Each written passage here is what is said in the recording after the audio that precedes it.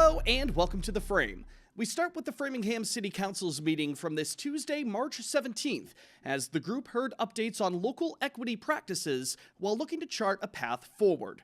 Months after an equity audit was completed to review how the city government was providing employment, business, and municipal volunteer opportunities to people of all backgrounds, Chief Diversity, Equity, and Inclusion Officer for Framingham, Jesse Edwards, told local legislators that the study's findings are being used to recommend and implement future strategies. So in other words, it's less about pointing fingers and more about understanding where we can improve our systems so that the city continues to serve our residents and our employees equitably and effectively.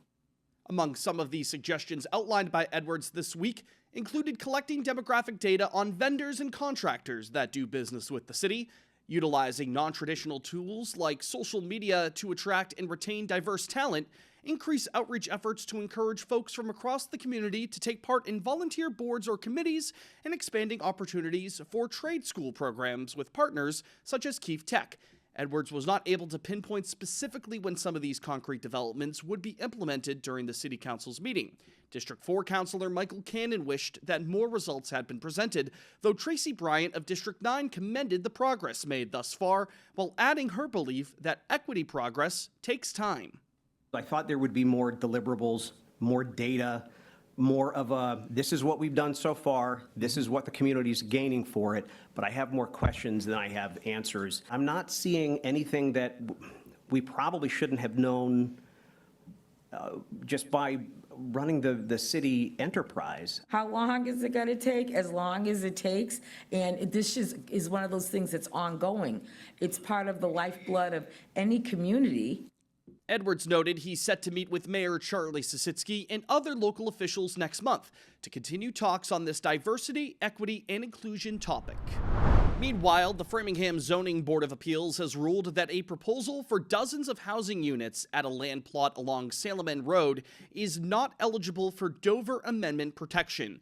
Pure Life Development LLC's application has been scrutinized at the municipal level for months, as the proposal calls for nearly 50 units to be built by 356 to 358 Salem End Road to house staff members of the New England Center for Children, the Southborough-based nonprofit special education school. The city's building commissioner, Fred Bray, ruled in November that the project would be eligible for protection through the Dover Amendment. It's a state law that exempts some high-priority projects, such as those related to educational and religious purposes, from certain local zoning regulations. Pure Life attorneys have contended that providing housing for school staff members qualifies as an educational practice. The developer has faced criticism for clearing trees on the land without local approval, however, while some believe that the units do not fit into the character of the single-family zoned area. Attorney Neil Glick, representing a pair of citizens who appealed Bray's November ruling, contended that the Dover qualifications are not met through this plan. The Dover Amendment was not meant to be a tool for developers who use some kind of relationship with a nonprofit to build their project. It was meant to be a tool of nonprofit religious or educational entities. There is no, repeat, no educational activity that will take place on the proposed housing project. Members of the Zoning Board of Appeals eventually voted unanimously, 3 votes to none, that the Dover Amendment is not applicable for the project, repealing Bray's decision. However, members of the group recognized that their decision could be appealed as well. The City Council has approved additional dollars to facilitate the purchase of land in downtown Framingham for the proposed development of a parking garage. Local leaders have been considering building a structure at 97 Franklin Street, the current site of a bank adjacent to the Memorial Building.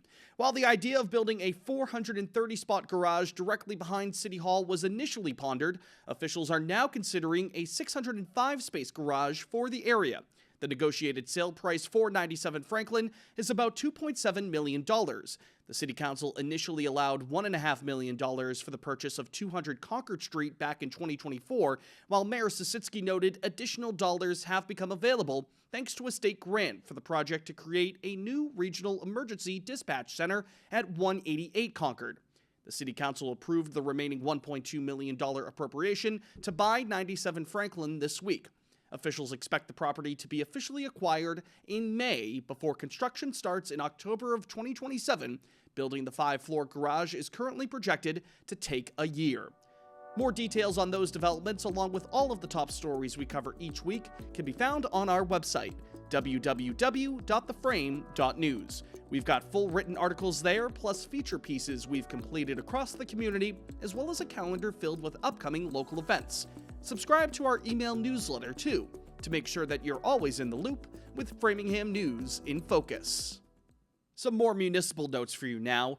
First, a reminder that Mayor Sisitsky will be taking part in a public hearing on Monday, March 30th, as he prepares to present his plan for the upcoming municipal operating budget. The mayor and members of his administration will be on hand at the Memorial Building to hear feedback, questions, and comments regarding the budget for the 2027 fiscal year, as residents can attend and outline the things they want to see prioritized. The hearing will begin at 6 p.m. on the 30th. Also, 10 women were recently selected to be inducted into the second annual Women's History Month exhibit in Framingham, and residents are invited to a ceremony on Wednesday the 25th to honor their legacies. Nominees were chosen based on their contributions to a wide range of fields. In turn, their stories will be exhibited at Nevins Hall that night at 6. Finally, the city is launching a needs assessment survey for the Callahan Center. Residents aged 55 and above are invited to take part in the anonymous survey to provide insights on the needs and desires they have regarding the offerings and accessibility of the local senior center. The city is partnering with UMass Boston for this survey, as 5,000 of them have been mailed to random households, while anyone aged 55 and older are encouraged to take part in the questionnaire online. This weekend, Framingham police officers and firefighters will be lacing up their skates for the annual Battle of the Badges hockey game. Residents are invited to Loring Arena on Saturday, March 21st, as the FPD and the FFP face off for bragging rights on the ice in the latest installment of the rivalry. Admission for guests is free. And finally this week, a preview of our latest frame-by-frame segment. Last month, the operators of the Framingham Baking Company on Waverly Street announced that after over 100 years, the local establishment will be closing its doors for good by March's end. Generations of folks in the community have enjoyed the family-owned business's fresh pizza among its many other offerings. Since that announcement in February, people from near and far have lined up to get their last pieces of the pie, so to speak, and to say goodbye to a staple of Framingham's food scene. How early would you wake up for a slice of pizza? I was up at 4. Yeah, Picked her up at 4 o'clock. 4:30. 4:30. Oh my yeah. 5. I got here at 5:30. I was up at 5:30. 4. 4 in the morning. Well, I drove from North Andover. By the time the sun rises, every morning, Framingham Baking Company has a line of loyal customers out their door and around the corner. So we've announced that we were closing. She did it on a dare. Somebody took a picture and posted it on Facebook, and then the hysteria went in. Here for the pizza. Pizza. Pizza. Pizza. I don't know what we're going to do without the pizza. As always, more coverage from our frame-by-frame pieces can be found on our social media pages. Follow our Instagram account at @FrameNews_, and find us on Facebook by simply searching for The Frame. Subscribe to Access Framingham's YouTube channel and hit the bell icon to get notified whenever we publish new videos. Full frame episodes are also uploaded onto Spotify for you to watch or listen to. We encourage you to follow us there. And one last reminder for you, if you're going to be looking to get some Framingham Baking Company early for some final slices of pizza, their final day of operation will be Sunday, March 29th. That will do it for this week's Framingham News in Focus. On behalf of the entire Frame team, thanks for joining us. My name is Brendan Fitzpatrick. We'll talk to you next week. Take care.